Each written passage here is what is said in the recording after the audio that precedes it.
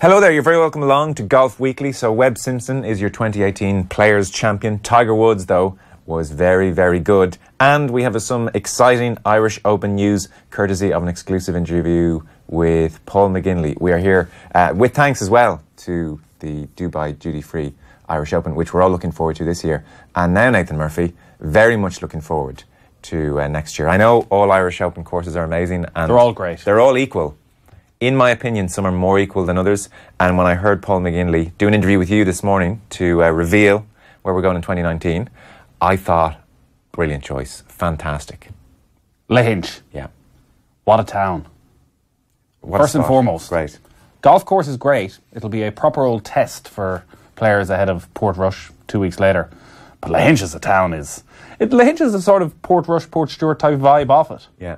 Even it's well working onto the Lahinch website, and they have a great video there, loads of drone shots of the course. It's a very Portrush vibe to it. Beautiful, beautiful. The fifth hole is the sort of signature par 3, blind.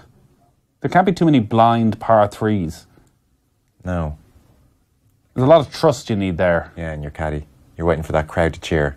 You think you hit a good shot, the crowd don't cheer. You look at your caddy. It'd be good to get Bubba over. We do talk about Bubba and maybe his lack of links, love of links golf. Yeah. So yeah, it's brilliant. I think it's a great choice. It's been universally welcomed already.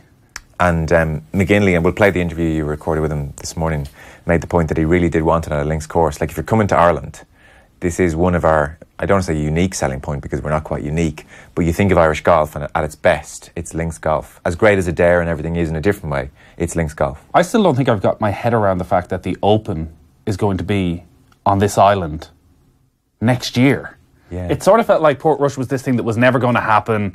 And then when it was announced, 2019, God knows where I'll be in the world by 2019. And now actually... And here we are still stuck.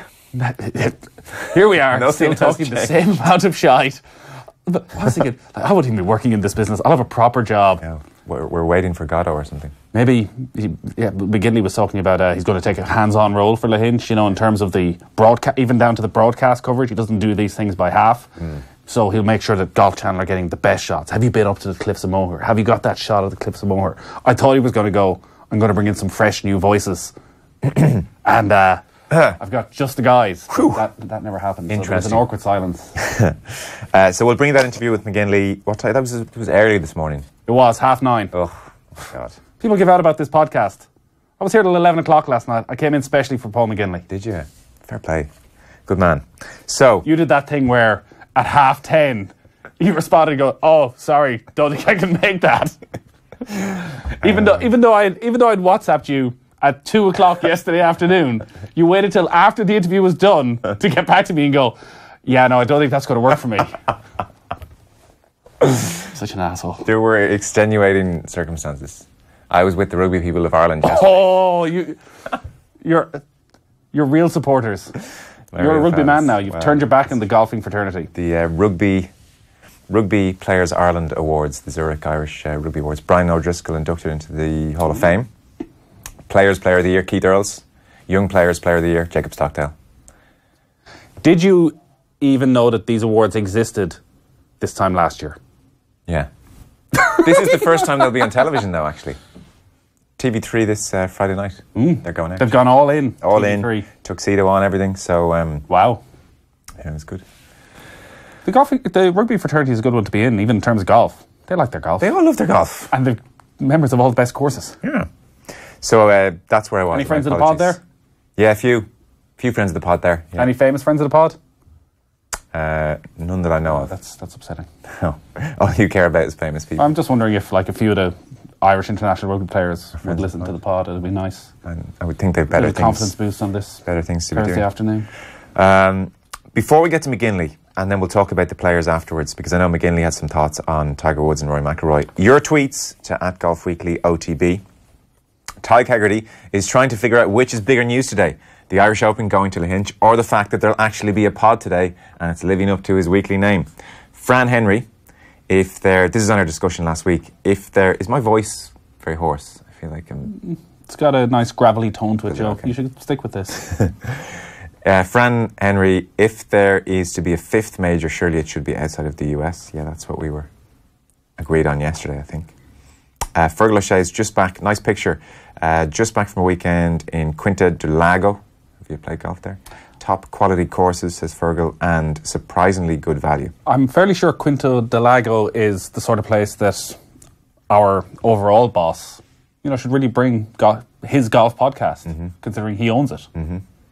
Of course, yeah. That's his place. John, we were talking about speeding up golf last week. I was talking about maybe just get them carts to go from tee to ball. Yeah, great idea, Joe. You don't think it's a good idea? And you can have cameras in the carts. Oh, mic them up in the carts. That's what I'm saying. All the carts are mic'd. Sort of cartpool karaoke. Yeah.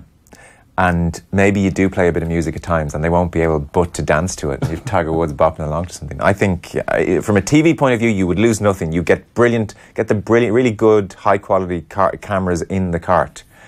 Carpool karaoke quality stuff. And if you'd sold it like that, people might have got on board. A lot of people called me very boring and said they wanted to be part of your golf club and not my golf club during the week. Not really surprised. Wow. So John says, though, if you really want to speed up golf, give them a rangefinder and get rid of those green reading books. Read your own bloody greens.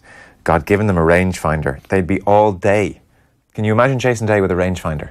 He'd check it about 15 times. I'm not sure about this. Yeah, no, I don't know, John. I think they'd take as long with a rangefinder. Half the time, the yardage isn't the issue. They're talking about the wind. They're talking about various other things that we're not good enough to even be aware of. Do you even think all those factors are the issue?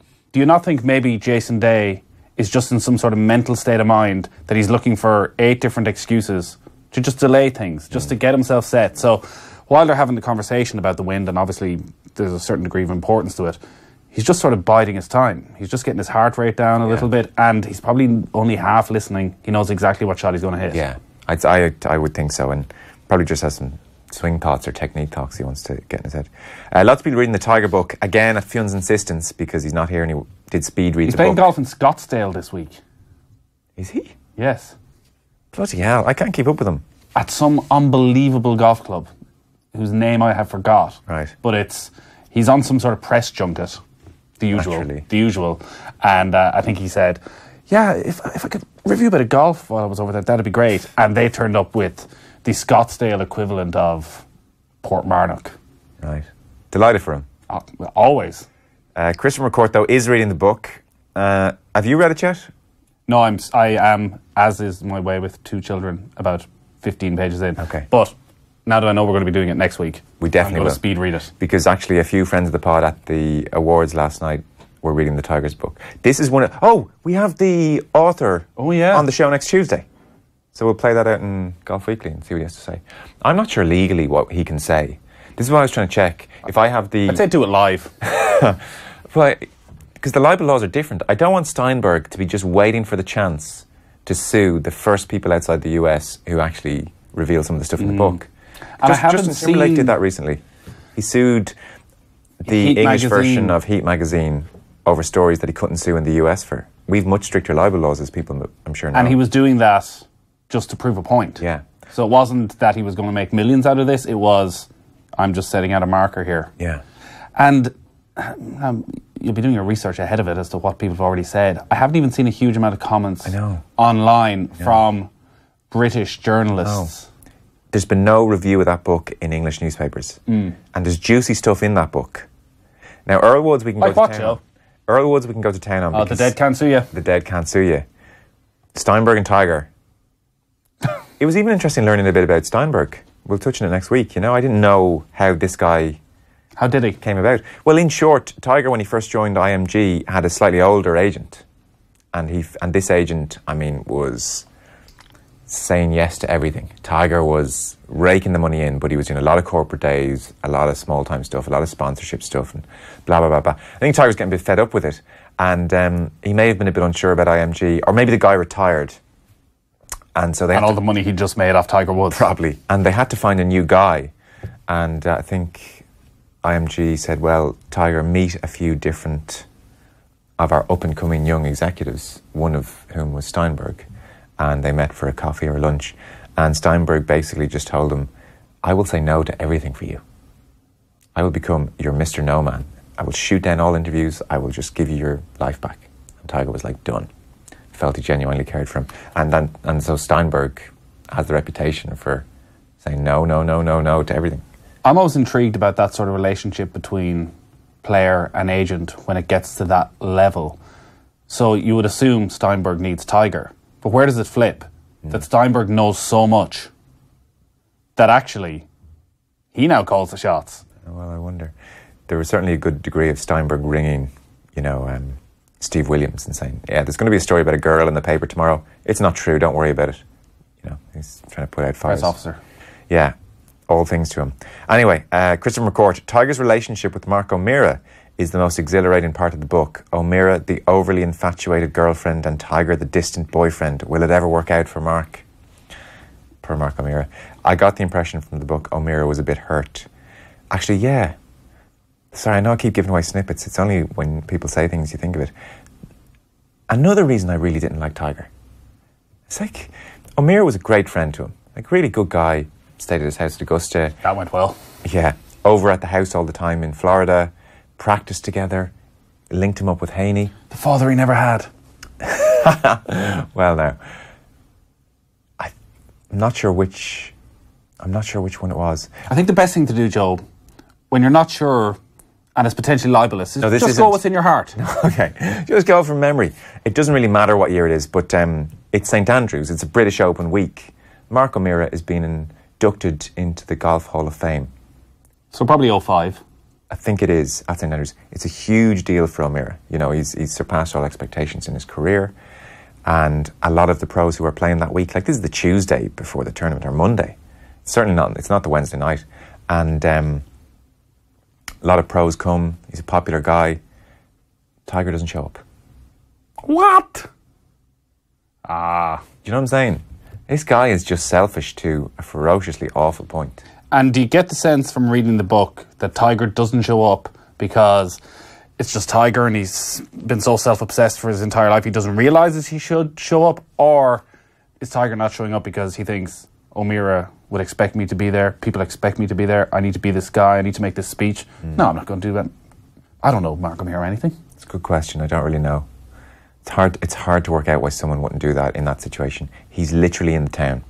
This guy's been such a good friend to you. Show up for an hour. So does Tiger, and the more stories you get, the more I'm looking forward to properly getting into it. Does Tiger care what anyone thinks about him? No. Not in the slightest? No, that's what's overwhelmingly clear. Because I would have thought, again, it's such an easy PR win. You turn up, all the greats of golf are there, Watson is there, Nicklaus is there, and you say some lovely things about Mark O'Meara, and everyone goes, Tiger, one of the custodians of the game. Yeah. Now, I can't speak present tense. It was very noticeable to the players that he spent time signing autographs. Like, I don't remember ever seeing that before. He was there with the fans doing the whole Ricky Fowler, Phil Mickelson thing and smiling, and then someone came up to him and he gave her a big hug. So I'm willing to accept this change. I'd say that won't last long. Think how much Tiger's autograph is worth. Well, he was signing for the kids. It was really nice, I want to like him, and I was still hoping he would win on Sunday. It was amazing. Oh, yeah. Luke, Tiger or Webb Simpson? Yeah, Luke Bacci much preferred the carry on these hard courses in Portugal. Friend of the pod.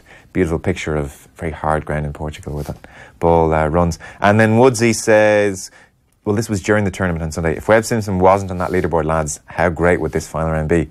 Yeah, it would have been great. We'll talk about the players in due course, but Nathan Murphy got out of his bed at an astonishingly early hour this morning to interview Paul McGinley with some exciting news about the Irish Open, and they chat about the players as well. So enjoy. Here is the great Nathan Murphy with Paul McGinley. So the news is out. It's been confirmed today that the 2019 Dubai Duty-Free Irish Open will take place at Lahinch Golf Club in County Clare on the west coast of Ireland. For the last 4 years, the Irish Open has got to a whole new level with the support of Rory McIlroy and the Rory Foundation. We're now entering another phase where I think it's meant to stand on its own 2 feet, and we're going to see some Irish sporting greats and Irish golfing greats take hold of the tournament over the coming years. And first up is Paul McGinley, and I'm delighted to say he's on the line now. Afternoon, Paul. Good afternoon, Nathan. So, you are tournament host for the 2019 Irish Open. The news is finally out there. You're heading to Lahinch. How pleased are you with this? Very pleased. I mean, it was my preferred choice. I'm delighted that the European Tour Dubai Duty Free have concurred that it's a good venue. I think with the Open in Portrush next year, I think it was important that we kind of separated in terms of the size of the country away from the upper part of the country where most people will be going to the Open. Open up a new market down there in the southwest of Ireland on an iconic golf course, and obviously a links golf course was of paramount importance, particularly next year with the Open being in Portrush. So the plan as of now is that it will hold a spot in the calendar. It'll be 2 weeks before the Open in Portrush, which is arguably going to be the biggest sporting event that has ever taken place on this island. When you look at the two courses, and for people that aren't familiar with them, how good a preparation will Lahinch be for the players that are heading on to the Open? Well, that's kind of my job, Nathan. I mean, like I did in the Ryder Cup when Wales was the week before the Ryder Cup when I was captain, I made sure that Wales was set up identically in terms of rough heights, fairway widths, green speeds, so that the players could come and kind of experience firsthand the similar setup to what was going to be the case in Glen Eagles, and that's what I plan on doing next year too. I'll work with the RNA. I really spoke to them about getting insights as to their fairway widths on par 5s, fairway widths on par 4s, obviously green speeds, and obviously rough heights as well too. And then we'll kind of try to taper and set the golf course up in a similar vein so that the players will have a really good preparation for the Open. But let's not lose sight either that we're talking about well over €1 million first prize. The Irish Open is now a huge money event and very important, big part of the Rolex series, so it's got to stand on its own as well. But I'm also aware of a lot of the players be coming over and using this preparation for a major championship, which is on 2 weeks later. And you do have big shoes to fill. Rory has taken this tournament to a whole new level in terms of prize money and in terms of the exposure it's getting around the world. And you've spoken before how, listen, you don't have maybe Rory's ability to ring certain players and to call in those type of favours, which I think even Rory has sort of curtailed over the last couple of years. But is that what you're looking at, that you can actually go to the best players around the world and say, this is as close a challenge as you're going to get to an Open Championship, that this will be the most ideal preparation you could ever have heading into Portrush?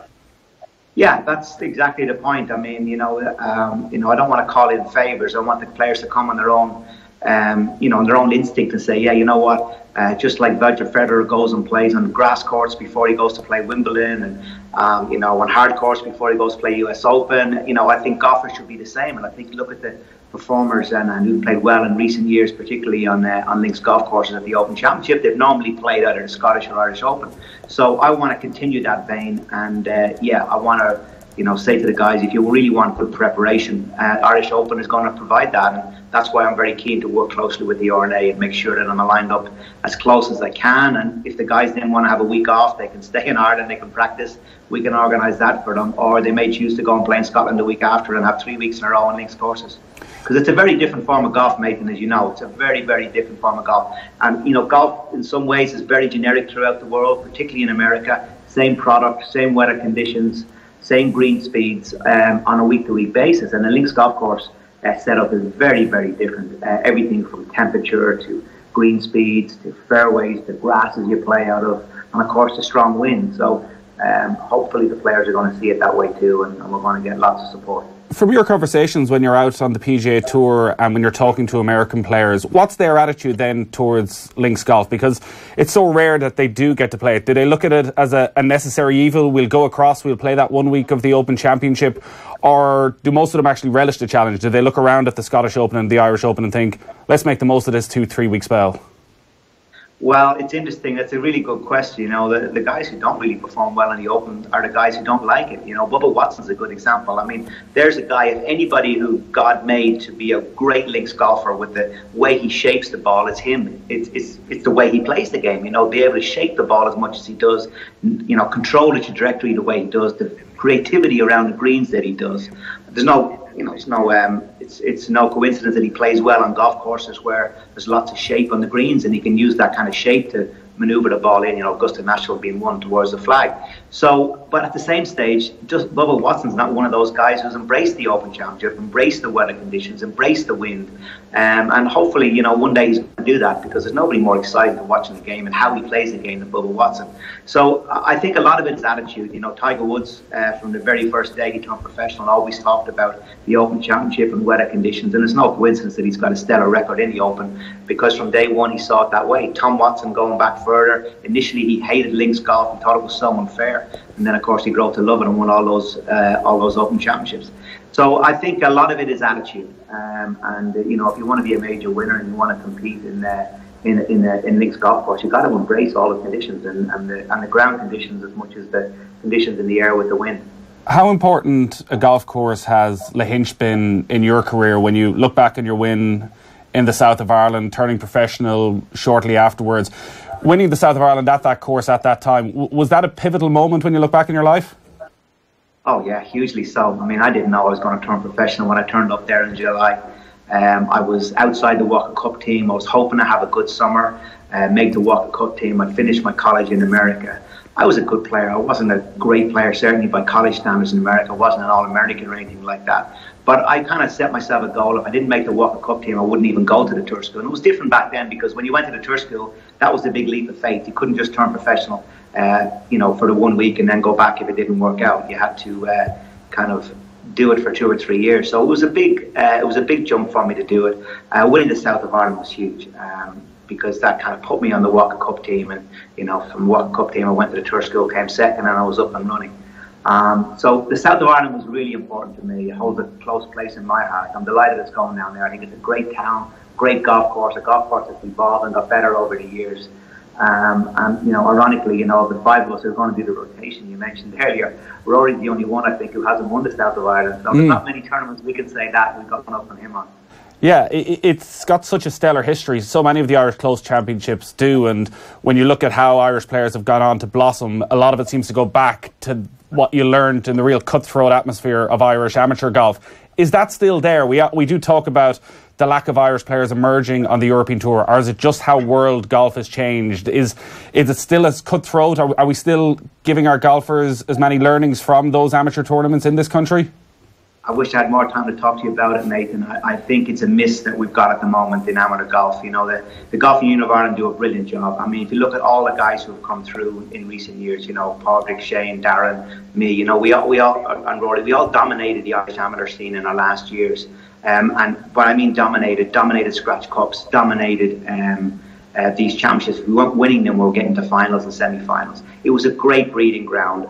It bred you how to win. It bred you about instinct and about what it needed to take to win. Not just go and compete and finish 7th or 8th and that was a good week in the whatever open it was around the world, and you get a lot of world ranking points. So I'd like to see certainly more, and I know the GUI have helped this year with giving more world ranking points and more of a focus back towards the major championships that we have in the amateur scene in Ireland and the Irish Championship, because it certainly was huge for us. And I just feel that a lot of the guys have lost their way in the last few years by trying to chase world ranking points in the amateur game. And leave the world ranking. I don't think the amateur world ranking points have been a great addition to the amateur game, because fellas are playing for the world ranking position just like they are on the main tour. You see guys chasing world ranking points, playing a minimum number of events so their visiting number is small, and trying to keep the world ranking position high so they get into all the major events. And if they have a high world ranking position, they get paid more by their sponsors and stuff like that. And that, to me, shouldn't be the focus. And I've seen a little bit of that creeping into the amateur game,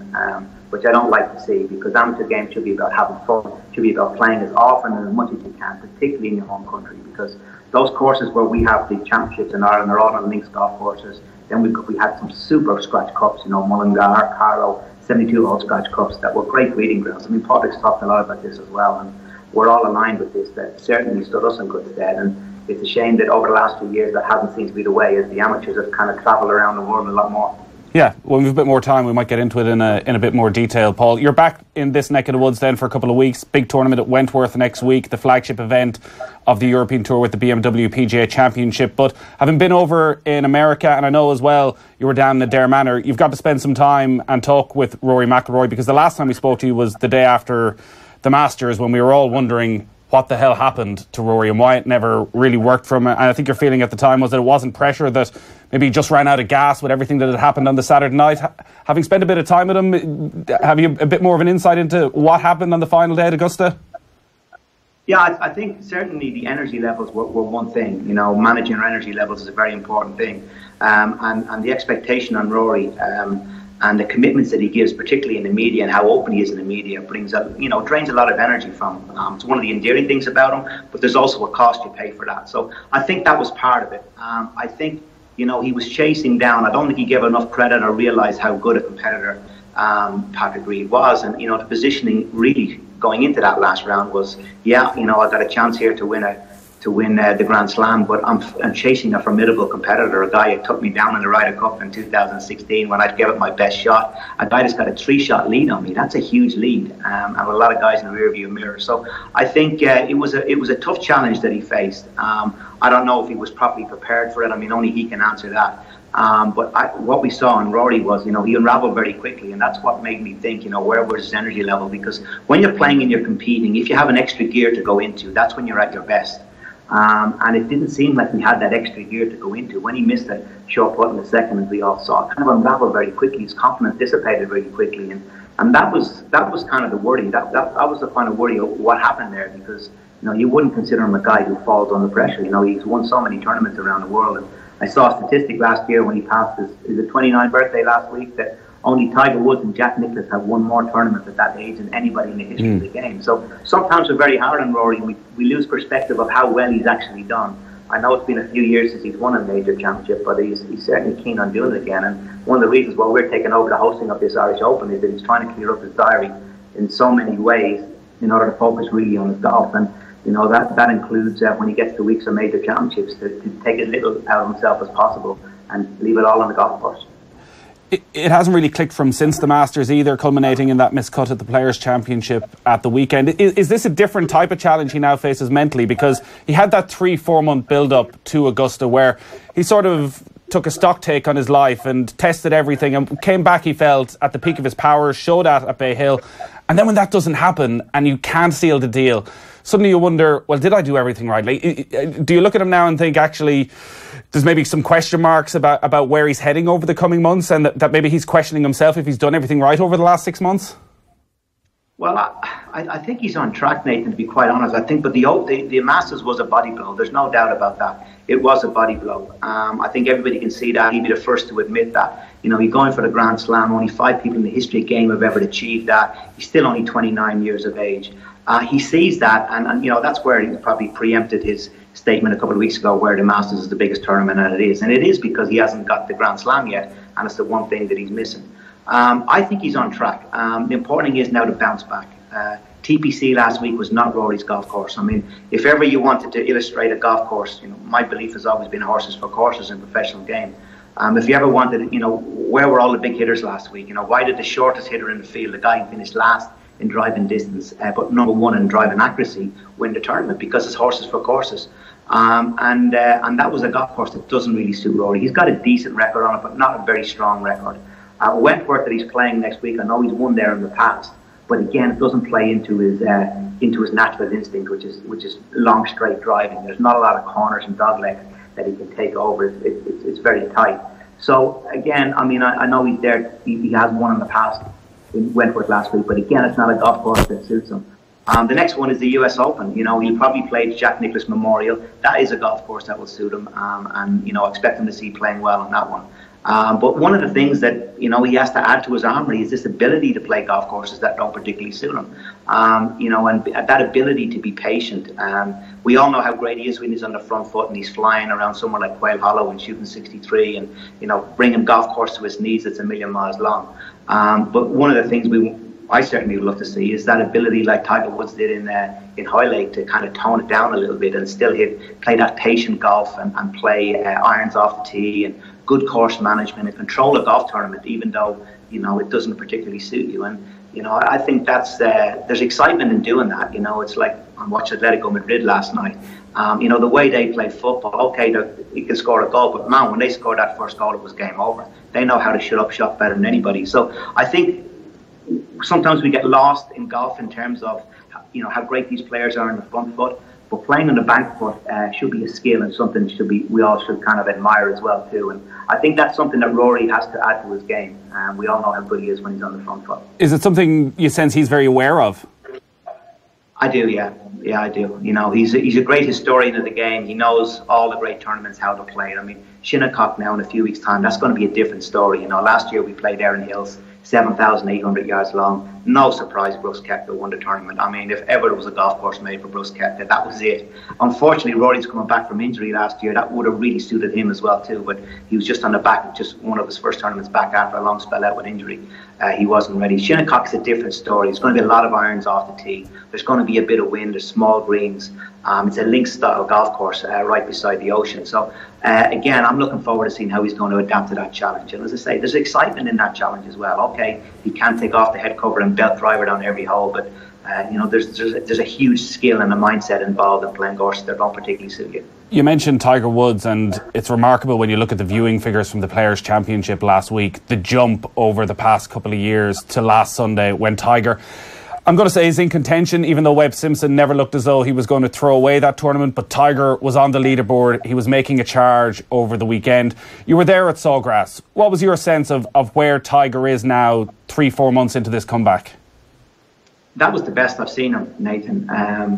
You know, he got off to a slow start, but again, he dug it out. He didn't miss the cut. He dug it out. He made the cut on the mark. Okay, got a little bit lucky when Spieth and Thomas both bogeyed 18 in one of the last groups on Friday to make the cut. But the way he dug it out the last 3 or 4 holes, we followed him on TV that morning. He wasn't on his game. Yet he still managed to play pars. He still managed to be conservative, miss it on the right side of the fairways. Control. I mean, that par 5 18 or par 5 9th hole, the last hole he played, he figured he was on the cut line. He obviously wasn't confident with his game. He blocked it up the rough on the right. He laid it up short. He pitched on to 20 feet, nice and conservative. Roller put down dead, tapped in. He knew what he was doing there. And then he caught fire at the weekend. But what was really interesting about him was when he dropped the shots. He dropped 3 shots, I think, in the last 6 holes on Sunday. Those who watched it, you know, from 13 in, every single shot he hit was down the flag. The only thing that was missing was his distance control wasn't quite in. Again, that's adrenaline. That's playing more competitive golf. That's getting the feeling when a ball comes off the club face a little bit quicker than you normally do because of adrenaline. Now, if anybody knows how to play adrenaline, it's Tiger Woods, and I think that just takes a little bit of adjusting again. But this was the first time that I really saw him when he got in the heat of competition, hitting it down the flag. You know, he wasn't afraid to take out the driver, and his iron shot looked raining right down on top of the flag from the 12th hole in. So I think that was a big move for Tiger last week, and I expect him now to get closer and closer to winning over the next few weeks. That's pretty exciting as well that he is flag hunting on that back nine, because in many ways an 11th place finish for Tiger Woods doesn't matter. It's all or nothing at this stage of his career. He doesn't need the money, he doesn't need the world ranking points. He wants to win tournaments, and does that suggest he's going to take whatever risks are necessary on a back nine to force himself into contention? Yeah, I mean, he was chasing there. You know, if he was leading the tournament by 2 or 3 shots, it would have been a different story. But you know, we saw him in Valspar play the 18th hole from second place position, needing a birdie to get in the playoff, and play it so negatively, hitting 2 iron off the tee and leaving himself nearly 200 yards to a really tough pin with no chance of making birdie. And that was an insight into his mind that he wasn't confident. I wasn't confident to take out the driver and hit a drive and a wedge like Patrick Reed did a couple of groups before him. Then we saw him in contention in Bay Hill, where he gets to the 16th hole on the back of a birdie run and hits a snap hook way out of bounds and you know, takes himself out of contention there. They were different scenarios. This was a different scenario. Anybody who's watched it there, you know, birdies 12, 13 was down the flag, 14 was down the flag, 15 was down the flag, 16 was down the flag, 17 was down the flag. I was in the water, and 18 was a safe par. That was different. So I think being the competitor he is, it's about scoring. And I think he was starting to feel comfortable under pressure again there and being in the heat. So I expect him to, as I say, go on from here. That's going to give him a big boost. That he pulled off the shots. Okay, the results weren't great and they didn't finish beside the pin, but he certainly was pulling off the shots down the stretch. Just before we wrap up, Paul, one of the stories that came out of the game down at Adair Manor, where yourself and Rory took on Padraig Harrington and Shane Lowry, was about the Ryder Cup and potentially going to Adair Manor. And Harrington was being asked whether he'd like to be captain if the Ryder Cup was to come back to Ireland in 2026. And typical Padraig was very honest and said, well, actually, I might be a bit old by then. Maybe 2020, Whistling Straits in America with his profile might suit far better. Is that something you would go along with? Well, I've got to be careful what I say here, because I'm part of the process that's going to pick the next captain. That's why I'm just trying to just put you down the road a little bit. But you know where my alliance is and where my allegiance is. He was a terrific vice captain for me. And there's not many guys brighter than Padraig or golf smart as Padraig is, and he gets people. It's one of the reasons, not just because he's a friend of mine. I had him as a vice captain, but I wanted people who could really, really read games and could read personalities, and as a vice captain, follow a game and give me some really good insights back to help me make the decisions. That's what the role I saw as the vice captains. They weren't there for the players; they were there for me to help me make decisions. And I chose very, very carefully who those vice captains would be for that reason. And Padraig was obviously one of those, and gave me a great feedback, great insights. He worked very closely with Victor Dubuisson that week, and Victor went on to play an unbelievable week. And a lot of that was Padraig. Padraig followed him. I had Padraig out with him in the practice rounds as well as all of Victor's games, and he was a big voice for me that week. And I've no doubt, hopefully he'll go on to be Ryder Cup captain one day, and a good captain he'll be. So is this a full-time gig for the next year then ahead of Lahinch? Oh yeah, I'm taking this serious, Nathan. Yeah, I've no doubt. I mean, I really want to push the boat out. I'm very, very proud to be Irish. The Olympics was an incredible experience for me. I'd even put it higher than what I did in my Ryder Cup experiences. It made that much of an effect on me. It was incredible to be involved at an Irish level, and I see this as in a similar vein. I'm showcasing not just golf in Ireland and Lahinch and the European Tour, but I'm showcasing Ireland. And we're going to have it on the Golf Channel. We're going to be broadcast all over America. Golf is responsible for bringing millions of dollars and massive employment into the country of Ireland. And I think this is an opportunity for me to give something back for my country, give something back, showcase it, and hopefully get more of those dollars over to Ireland, more investment into Ireland, and more people coming over to experience golf. And so I'm going to get involved in everything from setting up the golf course to the business side of it, to trying to raise some support to local engagement with the local community, to schools and kids getting involved, to the tented village and bringing the town into the golf course and making it a festival and having the local GAA involved. I mean, I really want to push the boat down on as many levels as I can and make this a very memorable Irish Open. And then when it comes to TV production, a little bit that I know about it now, having been involved in it, I really want to showcase Ireland, and I want to make sure we get the Cliffs of Moher in there. I want to make sure that we get the beaches in there, the sand dunes, and showcase other golf courses in the area too. This is not just about promoting the Hinch and the Irish Open, but it's promoting the southwest of Ireland. And Ireland is a country that this is a great place to come and spend your dollars and have a good time and play some great courses. No better man for the job, Paul. Brilliant stuff. The official announcement today that the 2019 Dubai Duty Free Irish Open is going to take place at Lahinch Golf Club in County Clare. Paul, best of luck over the next few weeks. Pleasure. Thank you, Nathan. There we are, Paul McGinley. Wow. What an interview. You really are great. Thanks, Joe. Thanks. I'll try my hand at rugby next. That market's taken. Well, Market's I don't cornered. know. I think that, I loosen things up a little bit on TV3. I'm going to crack a few jokes. Maybe just change the style a little bit. From what I understand is what some people are really looking for. That's what some people are looking for, yeah. Yeah. Anyway. McGinley, again, I think is going to ruin the Irish Open for Harrington, Clark and McDowell. I know, it is like being the Ryder Cup captain post McGinley.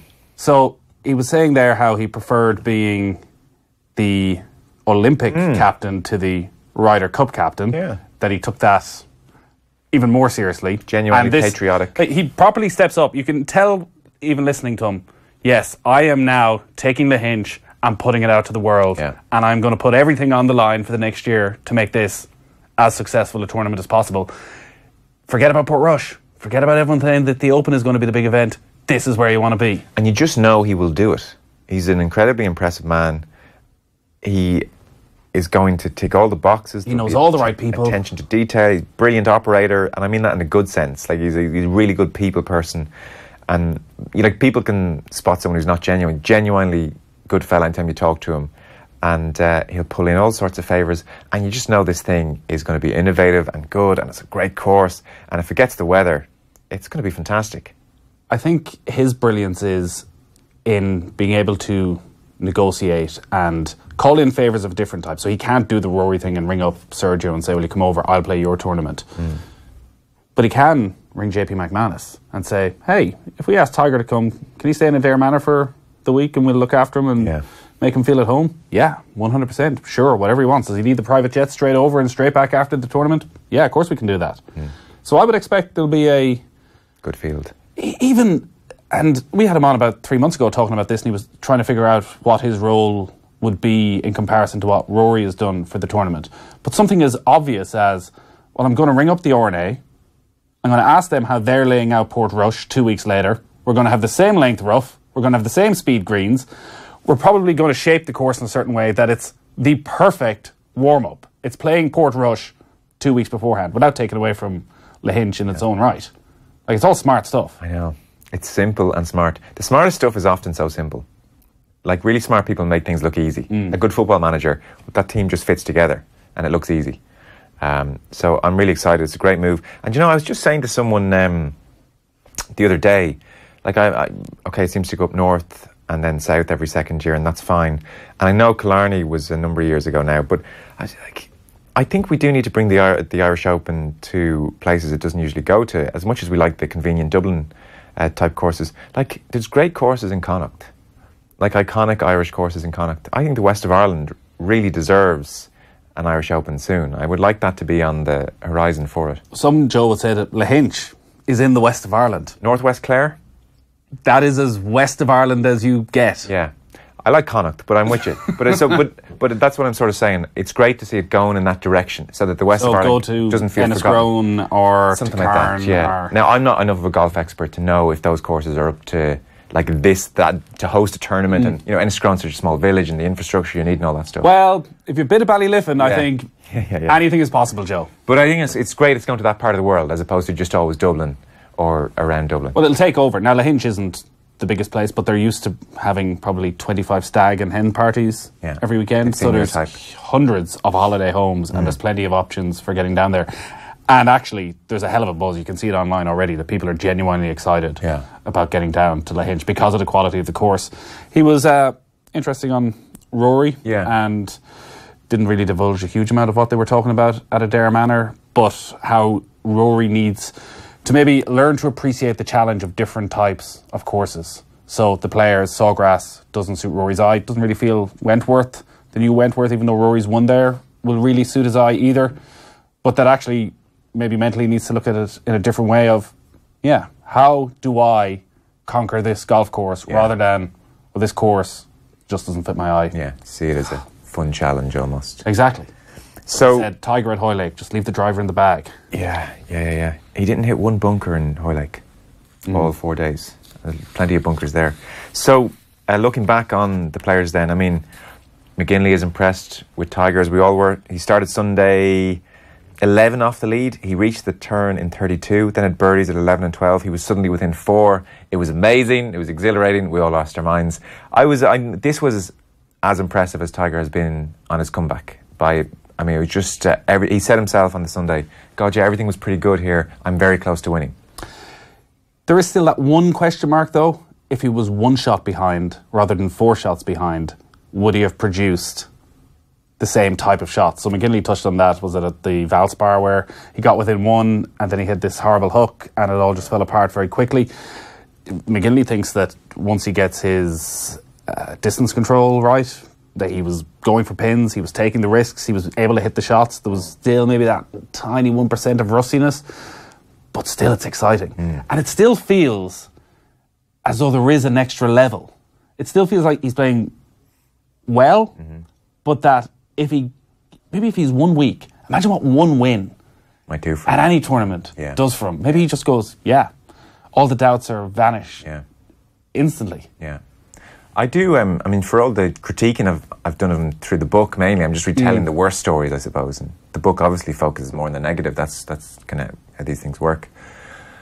I do get the impression he's genuinely enjoying this second act and the popularity that he still has out there. People are like just mind blown when they see him. And I think he genuinely is enjoying the fact that actually, God, everyone doesn't hate me.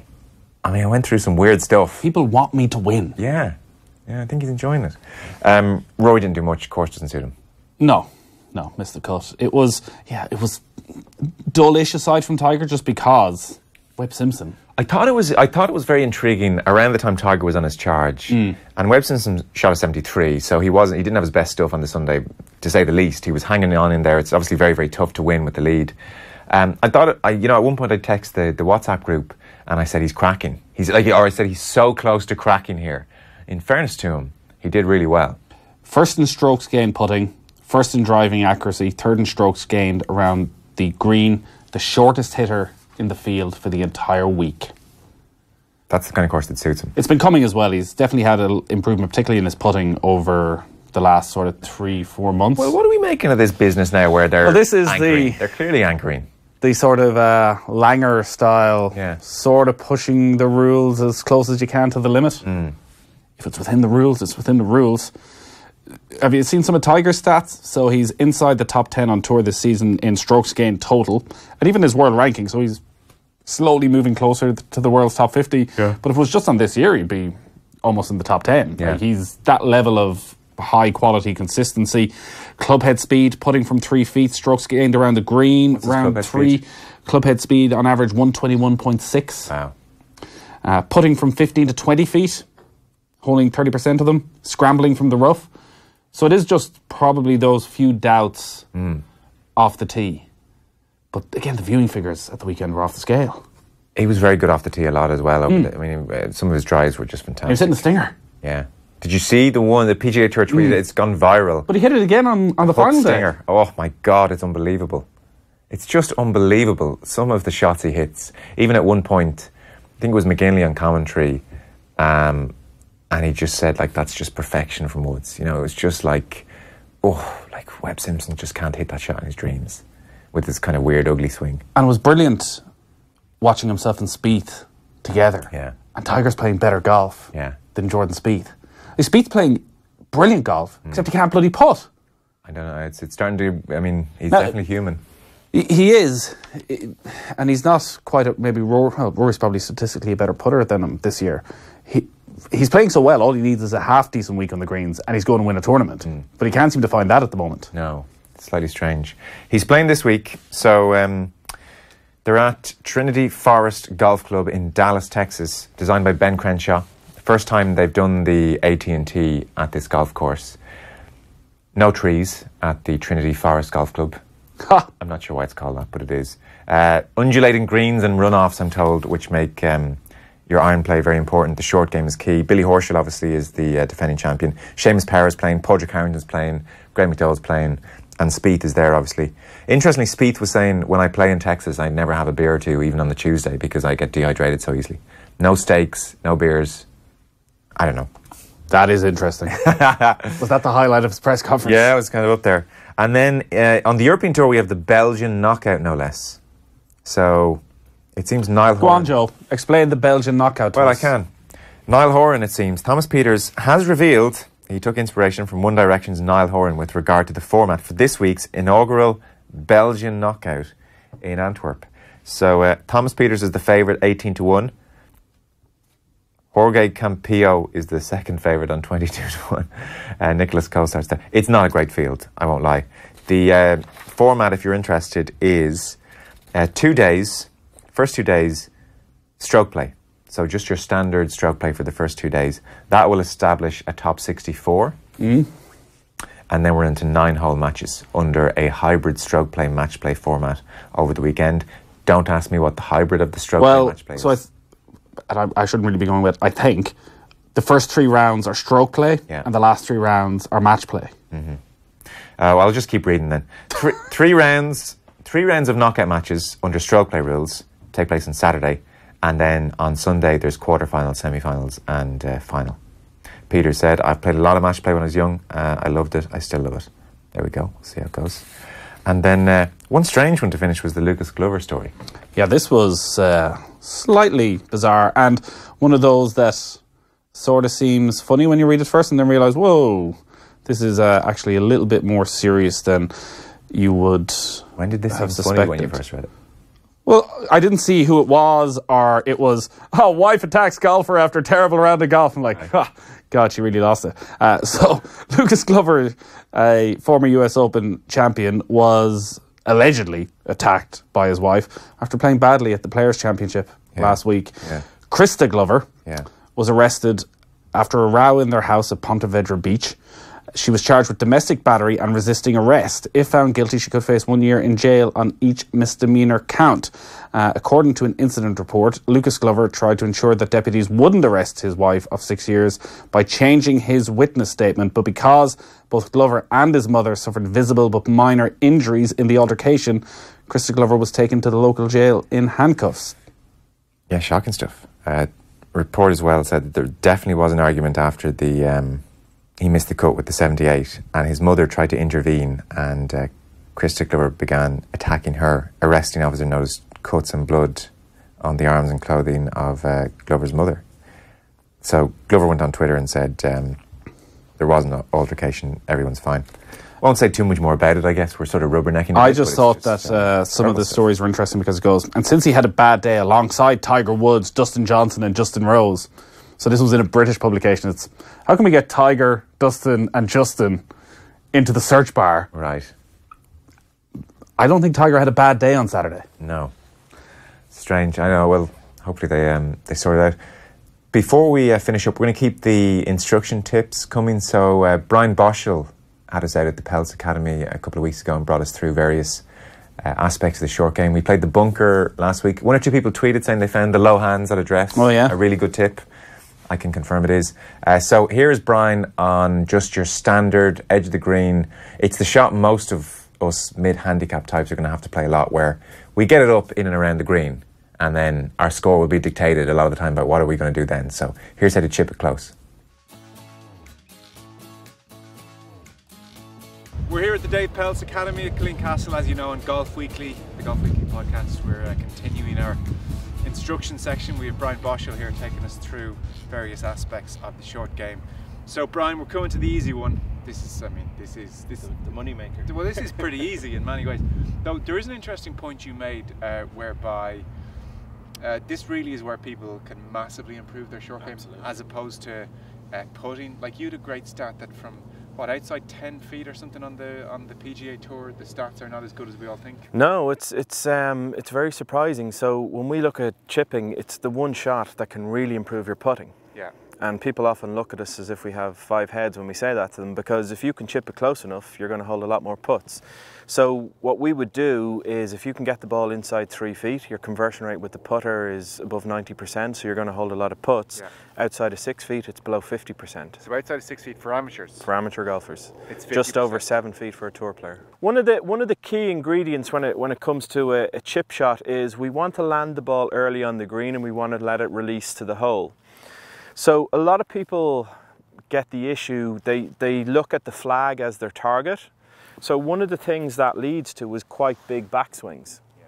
So when people make big backswings, the tendency then on the follow through is, the ball's going to go too far, so we stop.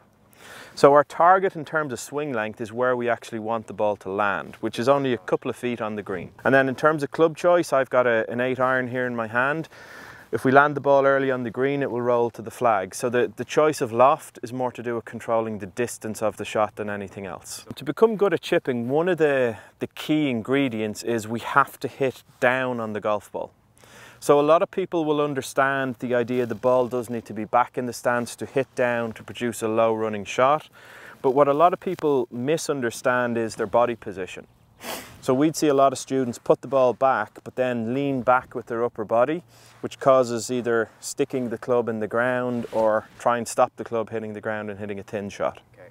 So what we want to really give you is a kind of a blueprint to follow to get you into a good setup position. So we always start off with the ball in the middle of the right foot, about a grip length from the golf ball. So we're standing relatively close to the golf ball. We bring the front foot in. So what we have here is an alignment aid to make sure we're square to our target. Width of stance, about a club head width. Slight flare with the 2 toes. The reason we're flaring the 2 toes is just to help us rotate the body through the shot again. What we're looking for is a nice tall upright posture, not way down the grip and getting down here because it restricts our body rotation. So we're standing nice and tall. And then to get good contact, we want to ensure that our centre and our head are ahead of the golf ball. So I rotate back, I rotate through, and just let the ball work down the green. I hope you're getting something out of the tips. We'll keep doing them. We're at the Pelts Academy here at Castle with Brian Boschel, and at Golf Weekly OTB is where you'll get us on Twitter. And as usual, the podcast is out every Thursday. Just search Golf Weekly wherever you download your podcasts.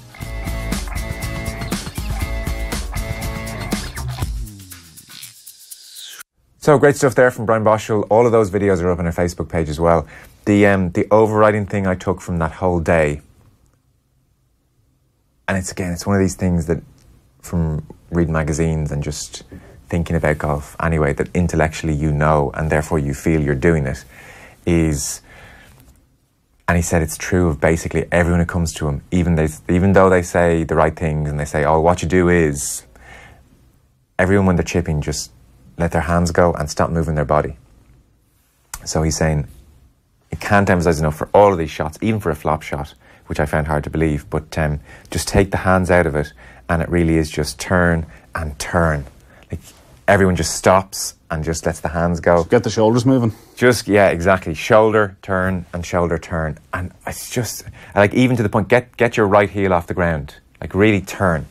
And you just get this lovely soft contact. We're not turning properly. We're not turning to face the target. And it ran through most of the lessons he was giving us for any variety of shots. And I was sort of saying, God, I just thought I turned. You know, you just know you turn. And maybe sometimes you do, but it's not to the forefront. You're thinking more your hands. That's the problem. Because I watched some of the videos before I went up to Ballyliffin about my short game, and it was the one thing when I was around the greens was, all right, get my shoulders moving and forget about my hands. Yeah. Yet every time I hit a bad shot, it was because I was looking at the lie, thinking about how am I going to connect with the ball, and I realised I didn't move my upper body at all. I was just moving my hands. The best exponent is Jason Day.